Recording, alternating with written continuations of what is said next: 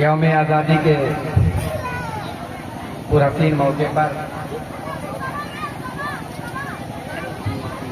आपके बीच में मेरी हाजिरी एक बार फिर से हुई है।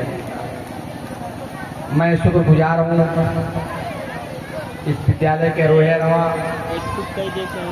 आली जनाब भाई मोहम्मद सैयद साहब का, भाई मुर्तजा हुसैन साहब का, भाई रतन साहब का और विद्यालय के परिवार का। और मैं शुक्रगुजार हूँ डॉक्टर अब्दुल कलाम साहब का, भाई नौशाद साहब का, भाई अब्दुल वहीद साहब का और इस इलाके के, इस गांव के तमाम जो जिम्मेदार बैठे हुए हैं।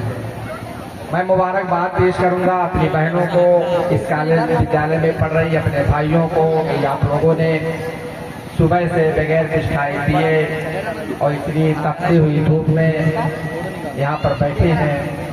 मैं आपके बीच में ज़्यादा वक्त नहीं लूँगा। एक ऐसा मौका होता है कि इसमें हर प्रोग्राम में शामिल होने का दिल कहता है और कई प्रोग्रामों से हो करके आपके बीच में आया हूँ। मुझे भी जल्दी है और आप सबका कार्यक्रम भी ऐसा चल रहा है, इतना खूबसूरत है कि छोड़ के जाने का मन भी नहीं कर रहा है। सब तो ये है कि हमें अपने छोटे भाई और बहन जो छोटे छोटे हैं, जो काफ़ी तैयारी करके हमारे बीच में आते हैं, उनका प्रोग्राम हमको सुनना चाहिए, देखना चाहिए। लेकिन वक्त की मसरूफियत ऐसी है सभी की कि हम सुन नहीं पा रहे हैं। मैं आप सबका ध्यान एक बार फिर से यौम आज़ादी की तरफ ले जाना चाहूँगा। यौम आज़ादी 15 अगस्त स्वतंत्रता दिवस जिसे कहते हैं, हम सभी जानते हैं कि हमारा देश 15 अगस्त 1947 को आज़ाद हुआ। आज़ाद कराने वाले कौन थे उनको हमने देखा नहीं है। हमारे बीच में आज हिंदुस्तान के कोने कोने में चप्पे चप्पे पर परचम हिंद लेकर के जश्न आज़ादी मनाई जा रही है। हिंदुस्तान जिंदाबाद का नारा बुलंद किया जा रहा है। उनके साथ साथ महात्मा गांधी अमर रहे, अब्दुल कलाम आजाद जिंदाबाद और डॉक्टर शौकत अली, मौलाना जौहर अली साहब, मौलाना शौकत अली साहब और मौलाना हुसैन अहमद मदनी साहब, ब्रिगेडियर उस्मान साहब, शहीद मीर अब्दुल हमीद साहब। इस तरह से तमाम मर्द मुजाहिदों की कुर्बानियों को याद किया जा रहा है। इसलिए उन्होंने जिंदगी अपने लिए नहीं जी थी। उनकी जिंदगी जो थी वो हमारे और आपके लिए थी। उन्होंने जिंदगी को अपने लिए नहीं जिया बल्कि अपने वतन की खातिर अपने आप को कुर्बान कर दिया। इसलिए कुर्बान कर दिया कि हमारे मुल्क में ये जो अंग्रेज जो व्यापार करने के मकसद से आए थे, जब यहाँ की ऐतिहासिक धरोहरों को देखा, यहाँ के बेशकीमती खजानों को देखा और यहाँ के लोगों की फराग दिली को देखा, तो उनके मन में लालच पैदा हो गया और उन्होंने सोचा कि अब हमको यहीं पे अपना पांव जमाना पड़ेगा और ये अपना पांव जमा करके हमको और आपको अपना गुलाम बना लिया। अंग्रेजों की गुलामी ऐसी गुलामी नहीं थी। हमारे हिंदुस्तानियों पे जुल्म सितम हो रहे थे। हमारे हिंदुस्तान के लोगों पर, बड़े बुजुर्गों, बच्चों पर, औरतों पर जुल्म सितम हो रहे थे। उन्हें अपना गुलाम बनाकर अपने हिसाब से चलाना चाह रहे थे। लेकिन हमें कुर्बान जाना होगा अपने देश के उन मर्द मुजाहिदों पर जिन्होंने कहा हम अपनी जान को तो गंवा देंगे लेकिन अपने मुल्क में इन अंग्रेजों की गुलामी को पनपने नहीं देंगे। वो अपना घर बार, धन दौलत सब लुटा दिए हमारी खातिर।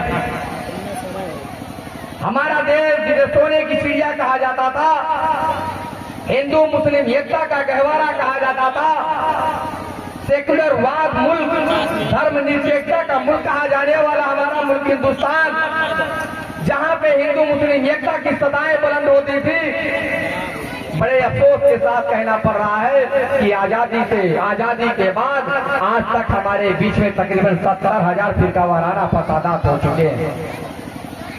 70,000 सांप्रदायिक दंगे हिंदू मुस्लिम के नाम पे, जाति और धर्म के नाम पे, मंदिर मस्जिद के नाम पे, भाषाओं और सूबों के नाम पे, ऊंच नीच के नाम पर 70,000 से ज्यादा फिरका वाराना फसादात हो चुके हैं। जरा बताओ हमारे भारत के ऊपर माथे पे कलंक है कि नहीं है? कहाँ है सेकुलरवाद? कहाँ है वो धर्मनिरपेक्षता का मुल्क? क्या हमारे देश के मर्दे मुजाहिदों ने यही सपना देखा था कि हम अपने मुल्क को अंग्रेजों की गुलामी से आजादी दिला करके इस मुल्क को अपने देश के उन चंद गद्दार नेताओं के हाथ में सौंप दें, उन चंद धर्म के ठेकेदार नेताओं के हाथ में सौंप दें, जो हमें हिंदू मुस्लिम के नाम पर आपस में लड़ा करके अपना उल्लू सीधा कर रहे हैं, जो हमें हिंदू मुस्लिम के नाम पर, मंदिर मस्जिद के नाम पर लड़ा करके अपनी कुर्सी को बचाए रखना चाहते हैं। ये बड़े अफसोस की बात है। आज हमको यहाँ से जाना है तो यह करने से जाना है। आज हमको उन मर्दे मुजाहिदों की कुर्बानियों को याद करके यहाँ से जाना है, ये मिशन लेकर के जाना है। एनआई मॉडर्न स्कूल में मैं देख रहा हूँ हमारे कई मुस्लिम बच्चे भाई पढ़ा रहे हैं, कई हमारी हिंदू बहनें पढ़ा रही है, भाई पढ़ा रहे हैं। हमारे हिंदू मुस्लिम सभी धर्म के मानने वाले इस विद्यालय में पढ़ रहे हैं। इस विद्यालय में आने वाला एक एक बच्चा साहब की निगरानी में उनका बच्चा है। इन यहाँ के सभी असातिज़ा की जिम्मेदार निगरानी में उनका बच्चा है। वो बगैर किसी भेदभाव उनको शिक्षा दे रहे हैं। यही विद्यालय है जो हिंदू मुस्लिम एकता को बचाए हुए है।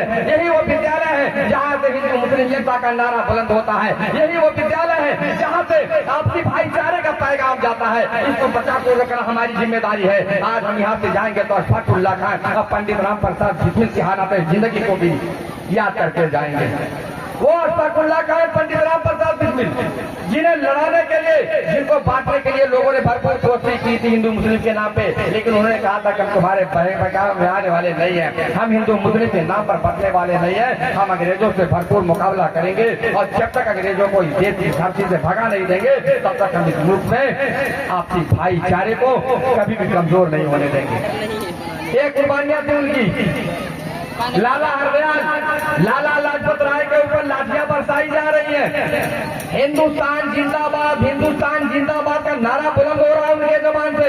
अंग्रेज कह रहे हैं जब तक आप नारा लगाना बंद नहीं करेंगे तब तक हम तुम्हारे ऊपर लाठियां बरसाना बंद नहीं करेंगे। उस बुढ़ापे के आलम में लाला लाजपत राय जी ने कहा था, आए अंग्रेजों, हम तुम्हारी गोलियों से और तुम्हारी लाठियों से डरने वाले नहीं है, हम तुम्हारी बंदूक की गोलियों से डरने वाले नहीं है। तुम्हारे शरीर में जितनी ताकत हो तुम हमारे ऊपर लाठियां बरसाते रहो, जब तक हमारे शरीर में जान रहेगी हम हिंदुस्तान जिंदाबाद और वंदे मातरम का नारा बुलंद करते रहेंगे। ये मोहब्बत था, ये जज्बा था हमारे देश के लोगों में। आज उन्हीं के मिशन को हमको आम करना है। यहाँ से हम पैगाम लेके जाएंगे, यह याद करके जाएंगे, यकीन और विश्वास के साथ कहेंगे कि यह भारत की मुकद्दस सरजमीन, जब भी तुम्हारी अस्मिता पर कोई धब्बा लगाना चाहेगा तो मौलाना हुसैन अहमद मदनी बनकर तुम्हारी सुरक्षा हम करेंगे। ऐ भारत की मुकद्दस सरजमीन, अगर कोई तुम्हारी इज्जत व आबरू से खिलवाड़ करना चाहेगा तो महात्मा गांधी बनकर तुम्हारी रक्षा हम करेंगे। ऐ भारत की मुकद्दस सरजमीन, अगर कोई तुम्हें ललचाई आंखों से देखना चाहेगा तो मौलाना अबुल कलाम आजाद बनकर उसकी आंखें हम निकाल देंगे। ऐ भारत की मुकद्दस सरजमीन, अगर कोई तुम्हारी तरफ अंगुली दिखाएगा तो चंद्रशेखर आजाद बनकर उसकी अंगुलियों को हम काट डालेंगे। ऐ भारत की मुकद्दस सरजमीन, अगर कोई तुम्हारी गोद चोरी करना चाहेगा तो वीर अब्दुल हमीद बनकर उसका सीना हम चीर देंगे। ऐ भारत की मुकद्दस सरजमीन, अगर कोई तुम्हारा श्रृंगार छीनना चाहेगा तो पंडित राम प्रसाद बिस्मिल बनकर उसके सर को हम दो टुकड़े कर देंगे। चाहे वह चीन हो या जापान, अमेरिका हो या पाकिस्तान, ब्रिटेन हो या जर्मनी, हमको किसी भी मुल्क से डरने की जरूरत नहीं है, हमको किसी भी मुल्क के पीछे चलने की जरूरत नहीं है, हमको किसी भी मुल्क के सामने झुकने की जरूरत नहीं है। क्योंकि तीरों और तलवारों के साय में पालन पोषण हुआ हमारा, बारूदी जुर्मों को हमने बहुत देखा है, एटमी हथियारों को हमने बहुत देखा है, तोपों टैंकों से टकराने का हौसला हमारे अंदर है। ये जज्बा लेकर के जाएंगे। हिंदुस्तान में कहीं भी आप चले जाएं, हिंदुस्तान के किसी भी कोने में आप कहीं चले जाएं, ये बताने की जरूर कोशिश करें कि हिंदुस्तान में जब अंग्रेजों की गुलामी थी, अंग्रेजों का जब शासन था, अंग्रेजों के जब हम गुलाम थे, हिंदुस्तान को आजाद कराने के लिए यहाँ के हिंदू, मुस्लिम, सिख, ईसाई सभी लोगों ने मिलजुल करके लड़ाइयाँ लड़ी थी। हमको बताना होगा उनको, हमको भी, कि हमारे मुसलमानों की सबों से भी बेशुमार मर्दे मुजाहिदों ने कुर्बानियां दी हैं, ये बताना होगा।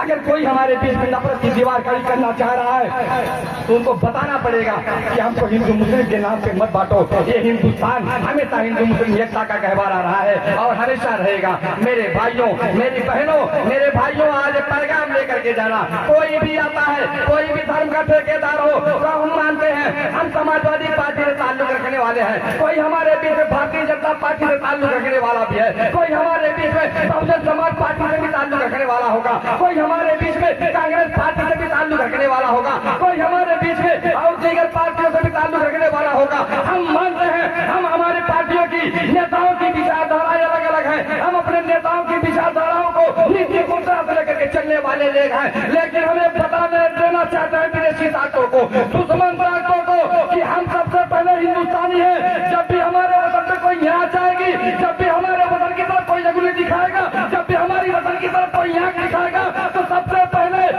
धाराओं से ऊपर उठ करके हम सबसे पहले एक सच्चा हिंदुस्तानी होकर के, सच्चा हिंदुस्तानी, सच्चा देखभाल होकर के अपने मुल्क की हिफाजत करेंगे, अपने मुल्क को दुश्मन ताकतों से बचाने की कोशिश करेंगे, अपने मुल्क को दुश्मन ताकतों से जंगों से छुड़ाने की कोशिश करेंगे। हम कभी भी हिंदू मुस्लिम के नाम पे बटेंगे नहीं। इन्हीं चंद बातों के साथ मैं भी थक गया हूँ। 7वां या 8वां प्रोग्राम है, बोलते बोलते और सबसे लास्ट में यहाँ आया हूँ, मेरी आवाज साथ नहीं दे रही है, अब की बारों को पहले यहीं पे आऊंगा। मैं माजरत चाहूंगा और चंद शेर के साथ विदा होना चाहूंगा कि हदों को तोड़कर बाहर निकलने की तो कोशिश कर, सड़क पर जिंदगी है यार, चलने की तो कोशिश कर, हवा में मत उड़ो हरदम भरम की तार के छतरी, कलेजा हो तो धरती पर उतरने की तो कोशिश कर। हकीकत पर पड़े हैं जितने पर्दे सब हटा डालो, ये परिवर्तन जरूरी है, तू करने की तो कोशिश कर, और जिन्हें करनी है साजिशें तुम्हारी तो हो लेते हैं, परिंदे भी संभलते हैं, संभलने की तो कोशिश कर, जिनसे पहले जहां में कोई अमन, हर तरफ ऐसे फूल खिल जाए, भूल कर नफरतें गिले सिरवे, आओ हम सब गले से मिल जाएं। हिंदुस्तान जिंदाबाद, जय हिंद, जय भारत, खुदा हाफिज।